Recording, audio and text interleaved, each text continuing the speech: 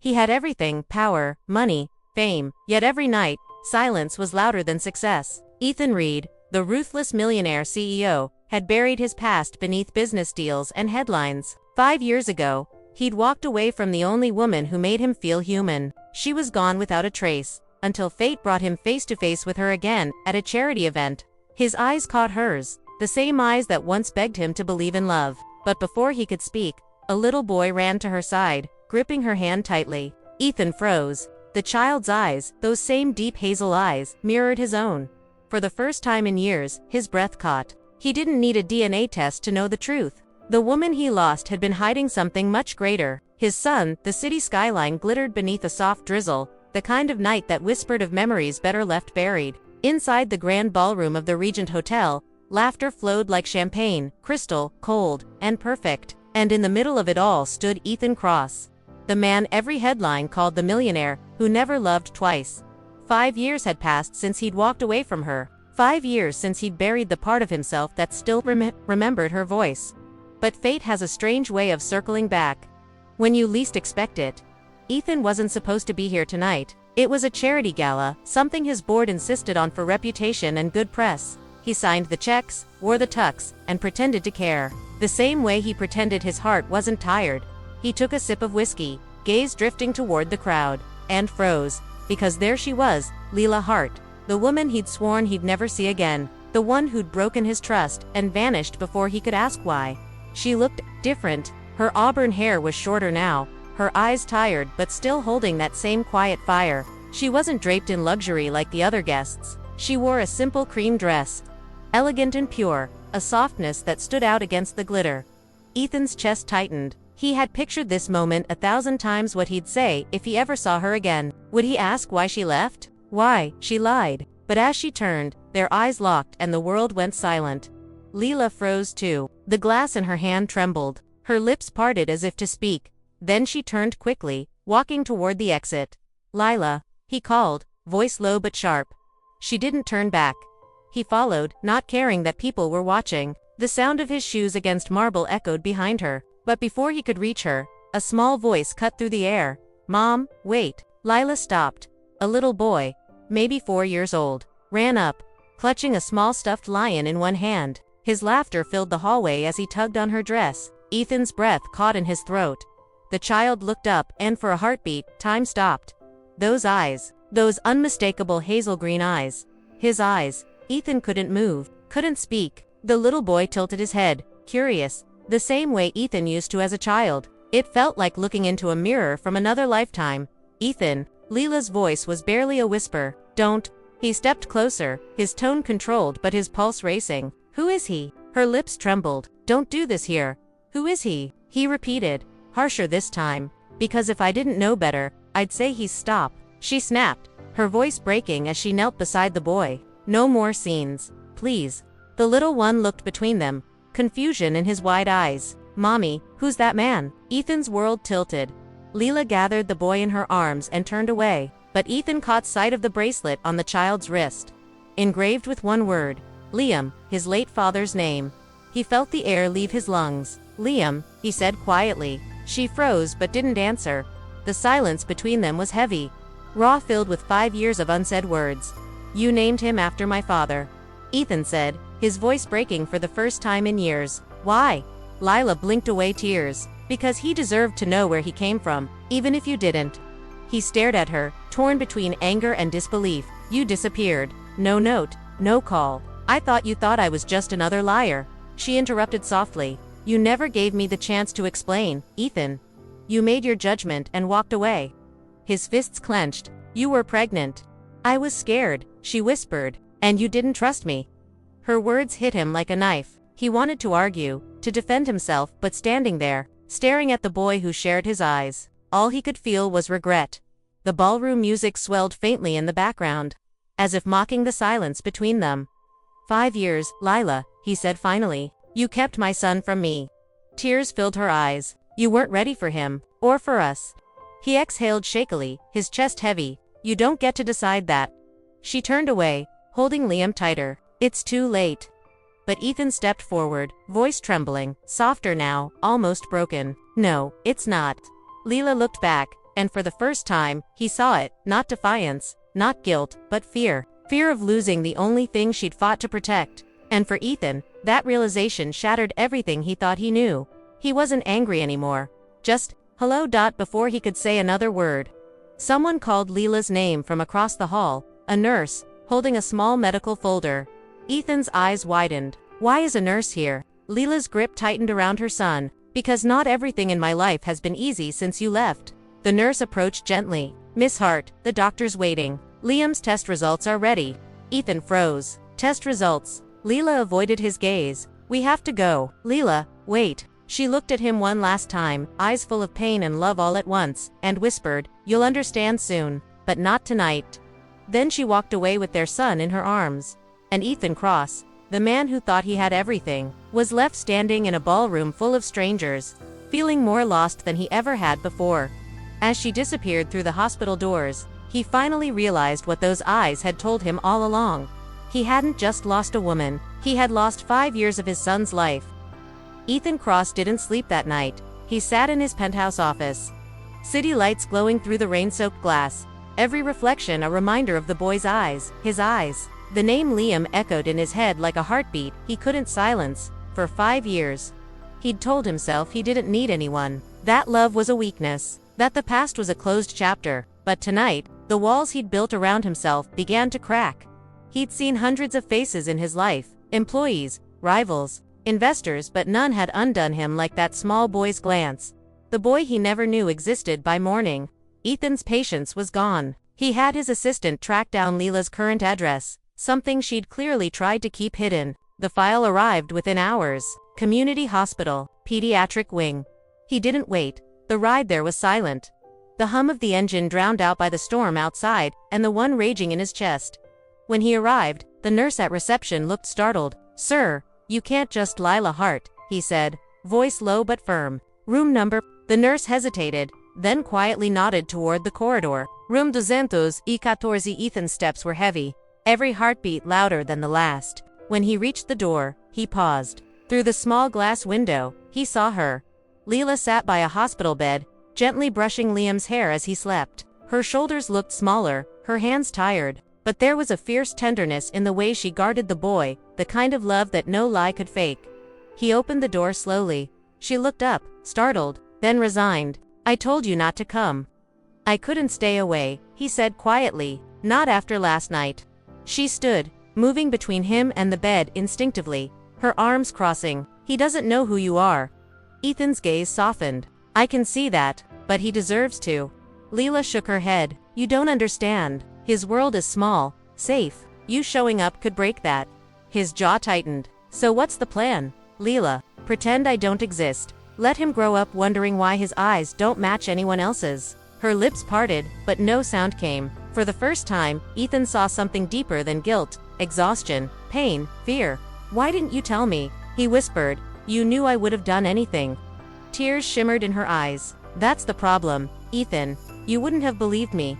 He frowned. What are you talking about? She took a shaky breath, sitting down at the edge of the bed. 5 years ago, when I told you I was pregnant, you accused me of lying, said I was trying to trap you. Ethan froze. I don't remember. You were angry, she interrupted softly. You'd just discovered your father's company was being targeted. You thought I was part of it. You said you never wanted to see me again. He blinked, memory flashing like shards of broken glass. The shouting, the slammed door, the silence, after. I was scared, Lila whispered. You had security, follow me. You cut me off completely. And then, I found out I was really pregnant. Ethan's throat went dry. Why didn't you fight harder to tell me? She looked at him, eyes full of hurt. I did. You wouldn't take my calls. And then, I lost the baby's heartbeat for a week. The doctors said it was stress. I had to choose between saving the child or saving my pride. He stared at her, words caught in his chest. So, I left New York, she continued, started over, found work at the community hospital. I wanted to give him a normal life, far from your world, the boardrooms, the headlines, the deals. Ethan's hand trembled as he ran it through his hair. You think I wouldn't have chosen him over everything? She gave a small, bitter smile. Back then. No, Ethan, you chose power over love every time. Her words landed like a verdict, and he couldn't deny it. He looked down at Liam. sleeping peacefully, clutching that same stuffed lion. What's wrong with him? Ethan asked quietly. Why are there test results? Leela hesitated, biting her lip. He's fine, mostly. Just some recurring fevers. The doctors wanted to rule out a hereditary condition. Ethan's chest tightened. What condition? Something minor, she said quickly, but her eyes betrayed her worry. He's strong. He'll be fine. Ethan sat on the chair beside the bed, lowering his voice. Does he know anything about me? She shook her head. Just that his father travels far away. I didn't want him to grow up hating you. He swallowed hard, guilt cutting deep. I don't deserve your kindness. Leela smiled faintly. No, but he does. They sat in silence for a long time, two people bound by years of pain, watching the child that connected them. Later that evening, when Liam woke up, his sleepy eyes blinked toward Ethan. Mommy, that man again. Leela stiffened. Yes, sweetheart, he's a friend. Ethan forced a gentle smile. Hi, Liam. The boy smiled shyly. You look like me. Ethan's heart stopped. He chuckled softly, his voice cracking. Yeah, I guess I do. Do you like lions? The boy asked, holding up his stuffed toy. They're my favorite, Ethan said. You mine too? Mommy says they're brave. He reached out his small hand, and when Ethan took it, something inside him broke and healed all at once. For a moment, the world outside didn't exist. No money, no betrayal, no pain, just a father and a son, finally finding each other. When Lila saw their hands together, her eyes glistened. She turned away to hide her tears. That night, as Ethan left the hospital, rain began to fall again, but it didn't feel cold anymore. He knew the road ahead wouldn't be easy. He'd hurt her, lost her, and missed 5 years of his son's life. But for the first time, he didn't feel empty. He felt purpose. Standing beneath the dim hospital lights, he whispered to himself, I won't lose them again. And for a man who'd built an empire from nothing, that was a promise more powerful than any deal he'd ever signed. 3 days passed, but Ethan couldn't stay away. Every morning before sunrise, he found himself in the hospital parking lot, sitting in his car, watching the pediatric wing's glowing windows. He told himself he was just making sure they were okay, but the truth was simpler. RAWER. He needed them. Inside, Lila pretended not to notice. She told herself this was temporary, that soon he'd leave, go back to his empire and his glass towers. But each time she caught him helping Liam draw superheroes on his hospital tray, something inside her softened. Something she'd spent 5 years trying to harden. On the 4th morning, the hospital alarms broke the silence. Lila rushed down the hallway, her heart in her throat as doctors surrounded Liam's bed. His small body trembled, face pale, machines beeping faster. His fever spiked again. A nurse shouted, heart rate unstable. Leela froze. Not again. Please, not again, Liam, she cried, clutching his hand as doctors moved around her. Ma'am, please, I'm not leaving him. Then a familiar voice broke through the chaos. Move. Ethan. He'd been in the waiting area, coffee in hand, when the alarm sounded. Now he was at her side, gripping her shoulder with one hand, the other reaching for Liam's. What's happening? He demanded. Possible immune reaction. The doctor said quickly. We need to transfer him to ICU and run a genetic scan. If it's inherited, Ethan's world blurred. Inherited, he repeated. From me. Lila turned to him, trembling. It's the same condition that killed your mother, Ethan. I thought I hoped he'd escaped it. He looked at her, shock giving way to guilt so deep it crushed his breath. My mother. She had treatment options. She refused them for pride. He clenched his fists. He's not going through that. I won't let him. Hours later, after the transfer, Ethan sat outside the ICU window, staring at Liam's small form, tubes and monitors surrounding him. He hadn't felt this helpless since the day Lila left. Only this time, it wasn't anger that filled him. It was love. A love that had been waiting, buried, under all the wrong choices. He heard soft footsteps and turned. Leela stood there, arms crossed, eyes red from crying. I shouldn't have come back into your life, she whispered. Maybe it's my fault. I brought him here, into your world again. Ethan shook his head. Don't say that. You did what you had to. She exhaled shakily. You think I wanted to hide him from you? Every night I told him stories about a man brave and smart and strong. I made him believe in you, Ethan, even when I couldn't. His throat closed. Then why didn't you tell me? After all these years, she looked up, her eyes glimmering. Because I was afraid you'd see him as another deal to manage, not as your son. He stood, stepping closer. You were right about me then, but not now. He brushed a tear from her cheek. "Let me prove it." That night, Ethan stayed by Liam's bedside. He didn't answer calls, didn't open his laptop, didn't care about the empire that once defined him. Instead, he read bedtime stories. He hummed the lullaby he remembered his mother singing before she fell ill. He whispered promises to a sleeping boy who didn't even know how much he'd changed his father's world. When Lila returned from the chapel, she saw him there, holding Liam's hand, his head bowed in quiet prayer. She stopped in the doorway, tears slipping down silently. He looked up, catching her gaze. For the first time, she saw not the CEO everyone feared, but the man she once loved, the man she could still love, if she dared. Days later, the test results came back. Liam's condition was mild, treatable. He'd need monitoring, but he'd recover. Lila collapsed in relief, covering her face with both hands. Ethan caught her before she fell, holding her close. "He's going to be okay," he murmured, voice breaking. For a long time, she didn't move, just cried into his chest as the weight of 5 years lifted. When she finally looked up, their eyes met and words became unnecessary. A week later, Ethan invited her and Liam to his home. Not the sterile penthouse, but the old beach house he'd abandoned after their breakup. It was quiet, warm, filled with sunlight and the smell of sea air. Liam ran toward the water, laughing, chasing seagulls with the energy only children have. Ethan and Lila watched from the porch, close, but not touching. "Do you think he'll forgive us?" Ethan asked softly. "He already has," Lila said, smiling faintly. "Kids forgive faster than adults do." He nodded. "Then maybe it's time I learn from him." He turned to her. "Lila, I can't change what I did, but I can spend every day making it right. For him, for you." She stared at him for a long moment, heart aching at how sincere his voice was. Then she smiled, small but real. "We'll see, Ethan. Actions speak louder than apologies." He chuckled. "Then I'd better get started." That evening, as the sun dipped low, Liam came running up with his lion plushie. "Daddy, Mommy, look, I made a Ethan froze for a second. Daddy. The word hit him harder than any business victory ever could. He smiled, kneeling down beside him. "It's perfect, champ." Lila watched them, her chest full, eyes glistening. For the first time in 5 years, the ache inside her eased, replaced by something she hadn't dared to feel again.